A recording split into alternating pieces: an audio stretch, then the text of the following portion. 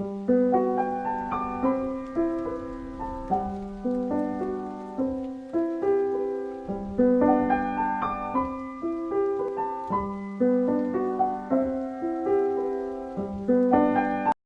so myself Naveen Kumar Saini.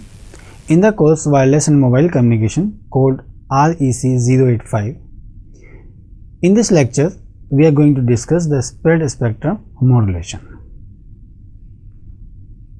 So basically, what is a spread spectrum modulation, and what is the need of this, and what is the requirement of this, and where we use it?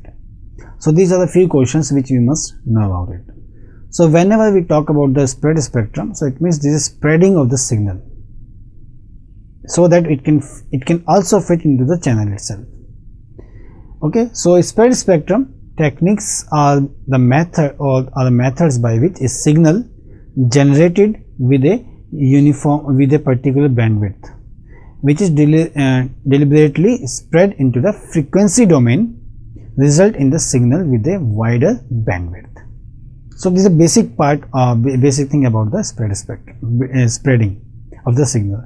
So these techniques are used for variety of reasons. So that is, I am sorry for that.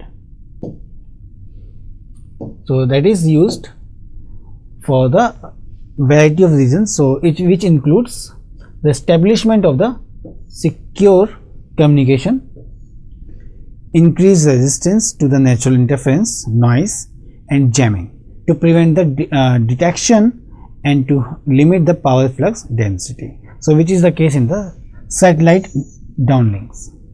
Okay, so to achieve these goals of the spread spectrum, we add the redundancy in that they spread the spectrum which is needed for the each station. So if the required bandwidth for each station is B, then spread spectrum it expands from B to BSS, and this BSS must be greater than very much greater than B, and this is expanded bandwidth of which allows the source to wrap its messages in a protective envelope for a more secure transmission.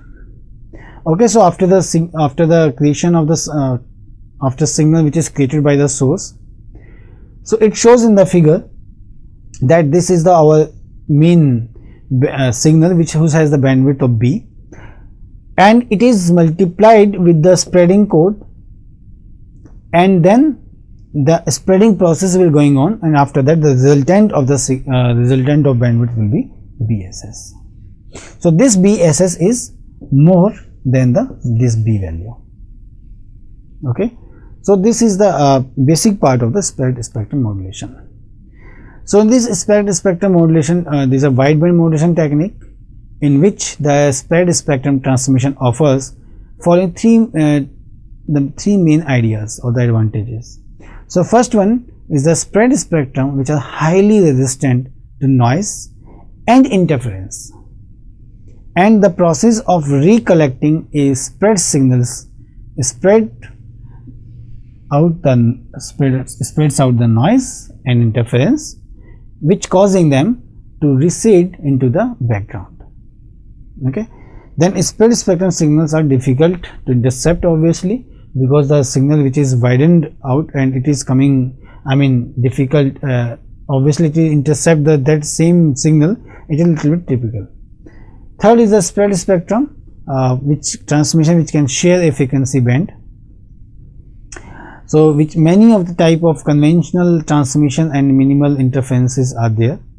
Okay, so which we have so many techniques which are used to mitigate all these noises and the interferences. So there are some features of SSM. So these features are operation with a low energy spectral density, multiple access capability without external control, there is a security which is difficult for unauthorized receivers to observe the messages, anti-jamming capability, multi-path protection and the ranging. So these all are some features on the spread spectrum techniques. So there are two types of spectrum techniques. First one is the averaging system, and second one is the avoidance system. So in the averaging system, the interference reduction takes place between the interferences that can averaged out over a large time intervals. So the example for averaging a system is direct sequence DS system.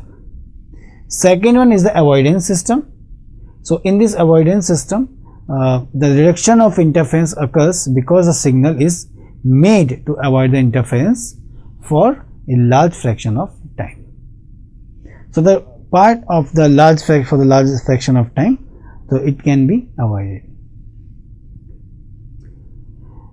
Okay, so that is why to avoid the interference, that is the avoidance system, and here to take place interference in averaging over a large time interval, so this is the averaging system.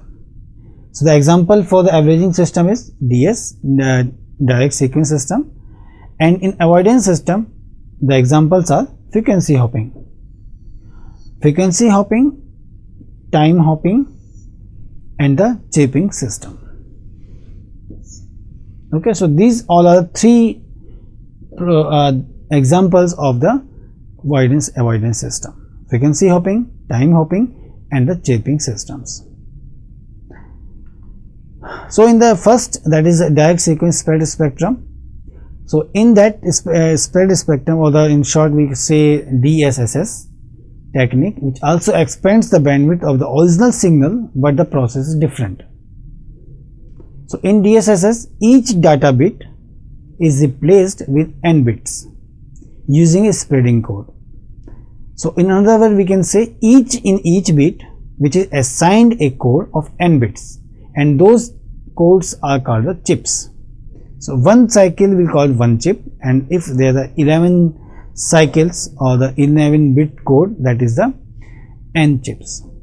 So where the chip rate is n times the data bit rate. So whenever a user want to send data using this DSSS technique, then each and every bit of the user data which have to multiply it by a secret code, and that is called the chipping code. So this chipping code is nothing but the spreading code.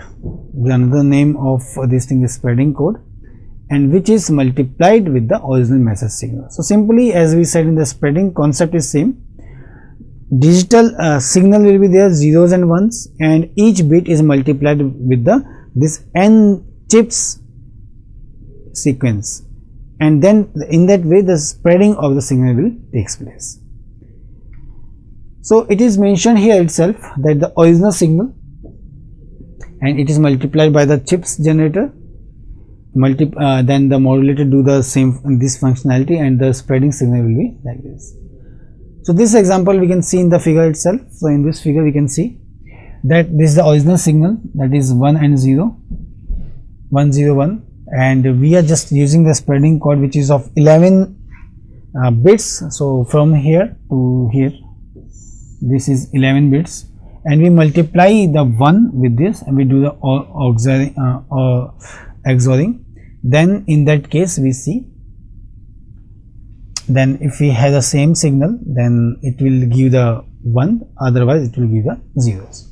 So the like 1 1, it is 1, it is 1 1, and this 0, it will give 0, and 1 1, it will give 1 1 0 1 0, like that. Okay, so same signal will give the high like this. If it is 0, it is 0 and this 0, then these zeros will give the high. So if it is 0 0 or 1 1, it will give the 1. If it is 0 1, then it will give the low output. So this is XORing of the system. So we do the XORing, the modulate to sum, we do this, we use the mode of that, then the resultant we have to observe here, that is the spreading signals. So DSS transmitter and receiver, same process is happening, user data multiplied with the chipping sequence, which is as example we have mentioned the 11n. Okay, then we have the spread spectrum signal which is modulate, then through the radio signal for the transmission of the signal through the antennas, then it is transmitted from the antenna. Okay, so at the transmitter side the user data will multiply with the chipping sequence, and after multiplication the signal will be spread out. So after spreading the signal, we have to transmit it, so we have to use the carrier frequency to modulate the signal, a spreaded signal. Then we modulate it and we transmit it to the transmitter. And at the receiver, the opposite opposite thing is happening. It is received signal which is transmitted from here. It is demodulated and use the same carrier frequency which we are using at the transmitter side. Then we have this low pass filtering or the correlator we are using at the receiver side, where the chipping sequence, same chipping sequence which we are using at this point, we are using here. Then it is passing to the integrator and then decision making device, which reconstruct the original signal. Okay, so this is the DSS, transmitter and receiver.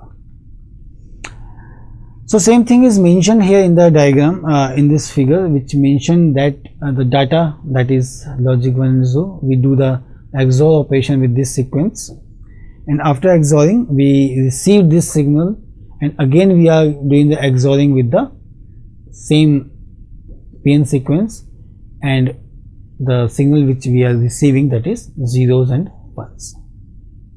Okay, so in that way the original signal can be observed.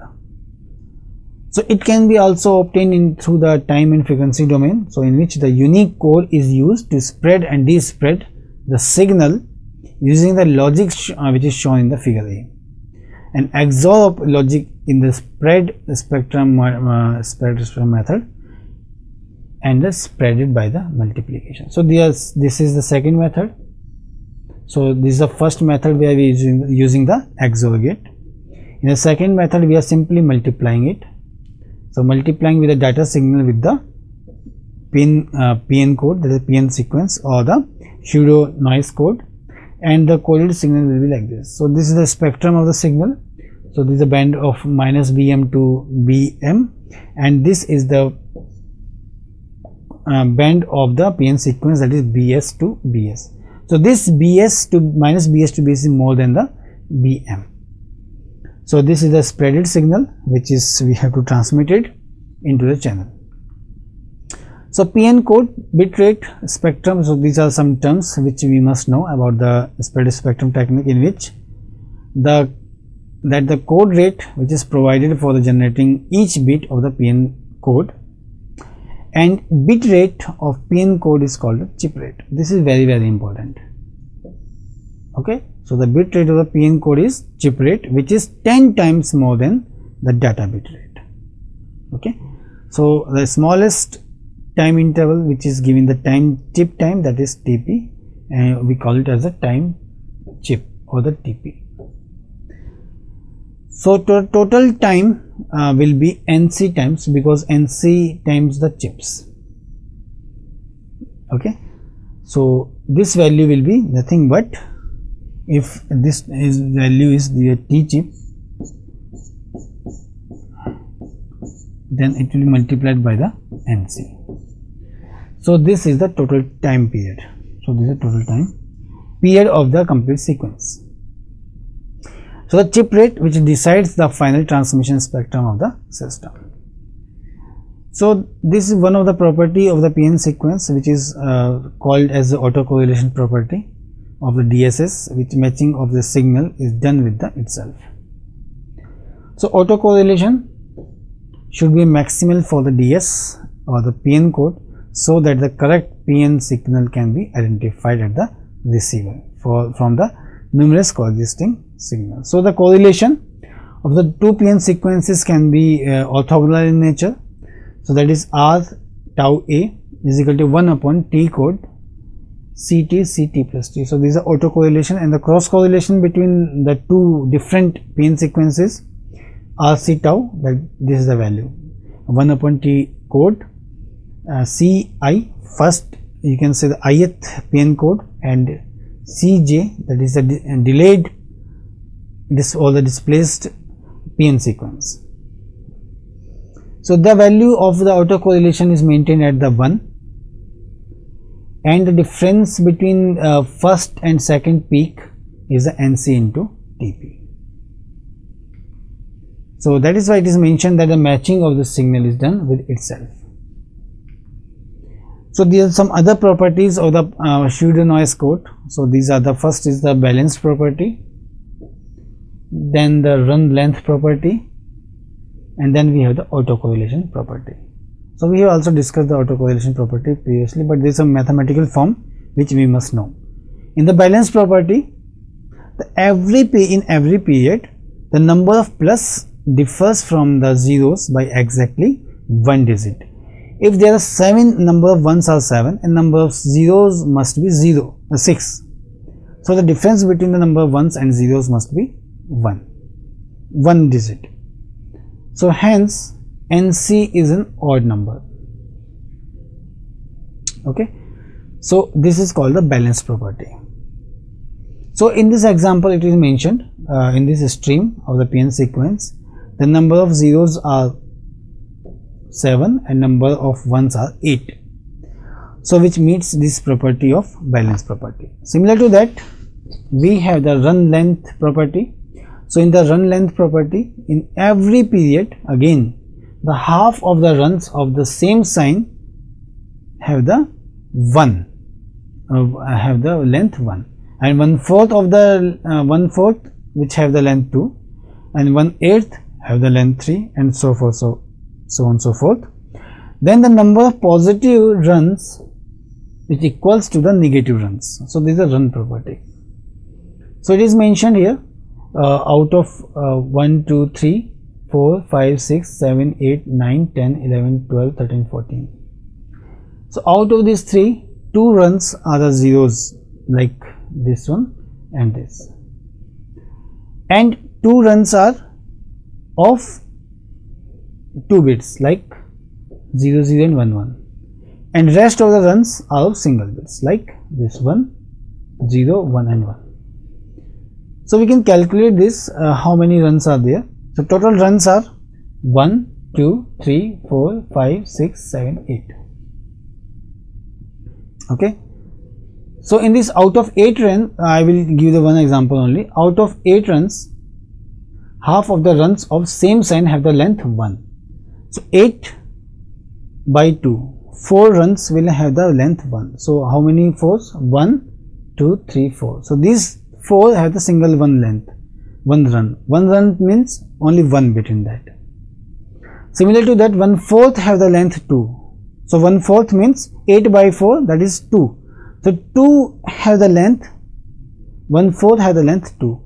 So one is this one and second is this one.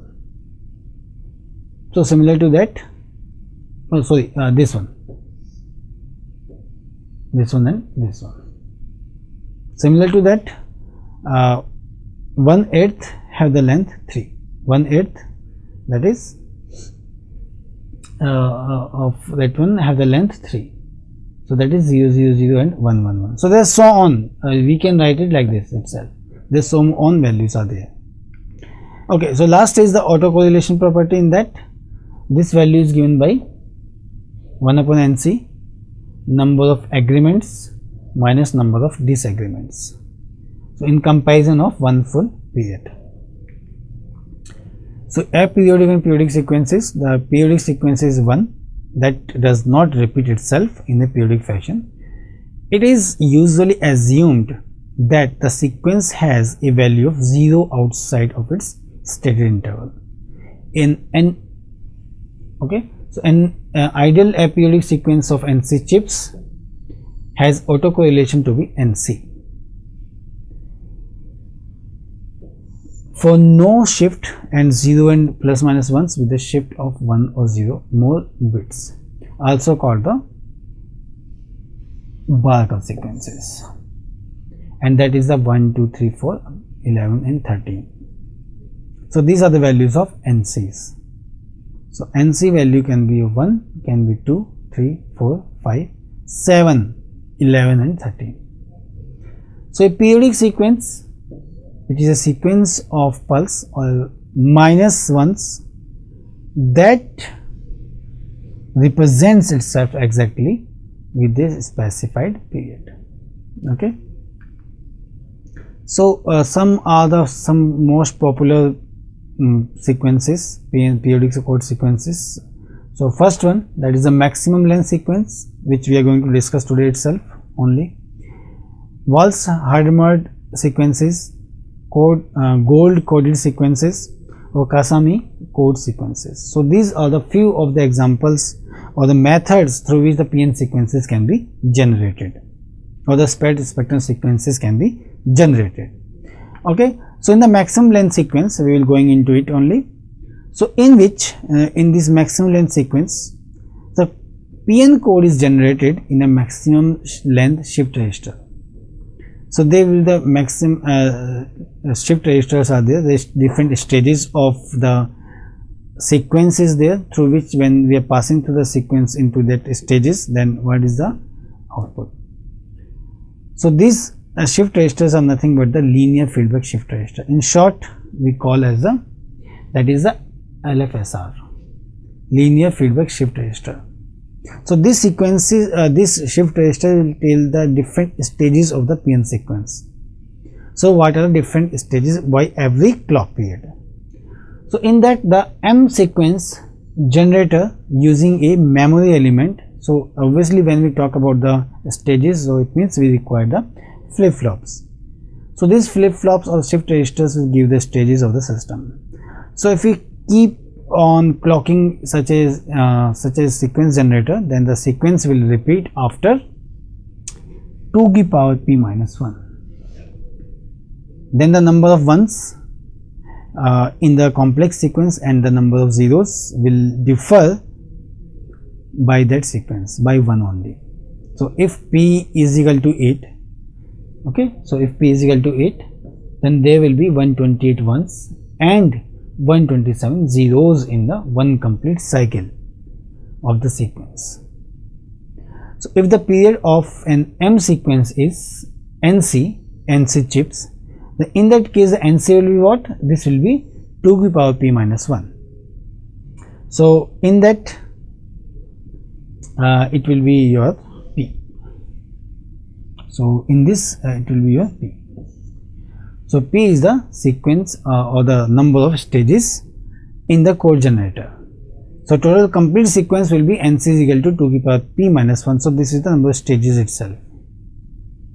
So the short length sequence NC, as we have just mentioned, NC value will be, it may be your 7, it may be 15, it may be 31, it may be 61, it may be 127, it may be 255 and so on.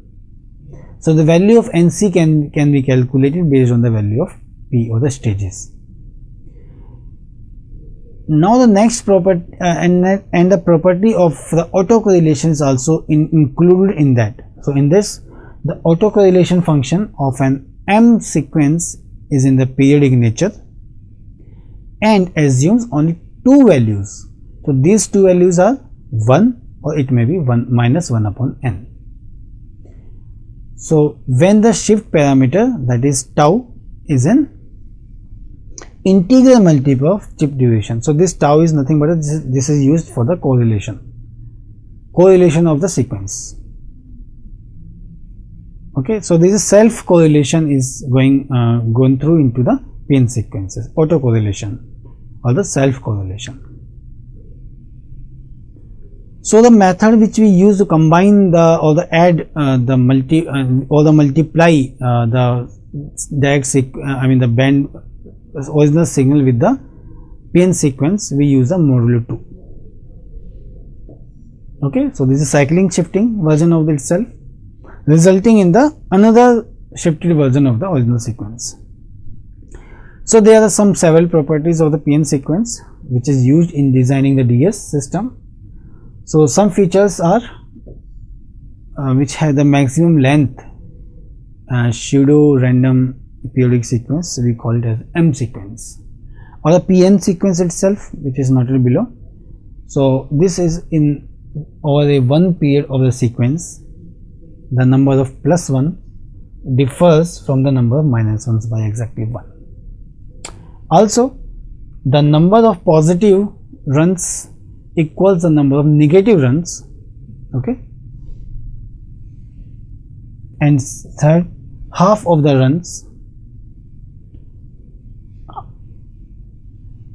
of the bits in every period, half of the runs every period of that same sign are of length 1, and 1/4, so 1/4 of the runs of bits of length 2, and 1/8 of the runs of bits of length 3. So all the properties which we have discussed, balance property, run property, and the auto correlation properties, are the properties of PN sequences.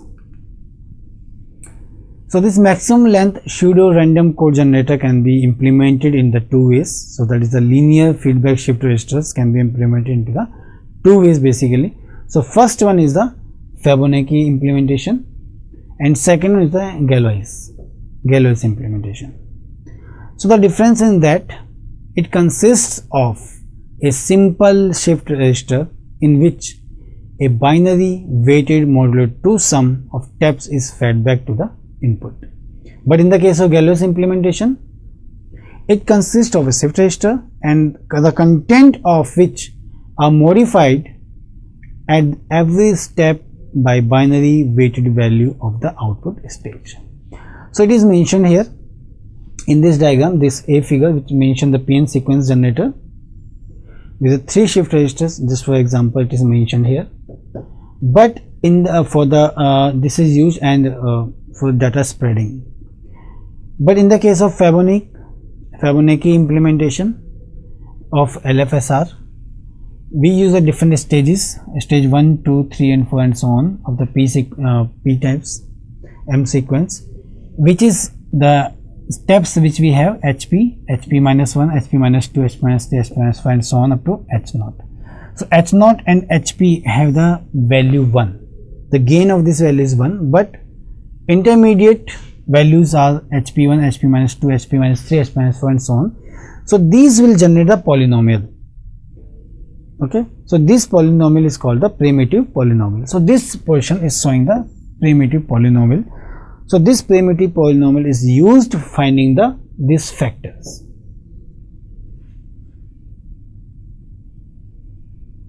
Okay, so in this Fibonacci implementation, the modulo sum is the value, these are output of the stage 1 and the output of the stage 2 after the modulus 2. But in the case of Galois implementation, as it is mentioned, the content of which is modified at every step by a binary weighted value of the output stage. The binary weighted value of the output stage. So okay, so this value will be modified in that. So the implementation is little bit different in that the modulo 2 is at the output of this one, and input of modulo 2 will be this weighted values, and here the values are H0 to HP, H1, H2, H3 and H4. So these are past values which is mentioned here, and this is in sequence. Again the value of H0 and HP will be 1. So at the receiver process, we are much aware about the signals in which the received signal can be obtained through the transmitted signal. So this, which is transmitted signal, that is 2 in root of 2 ES upon TS and MT PT cos 2 pi f CT. So this 2 ES upon TS is nothing but this is the transmitted signal energy, and a transmitted signal is MT and multiplied with the PT and then modulated, then the spread signal will be this one. So this is the received direct sequence spread spectrum signal at IF.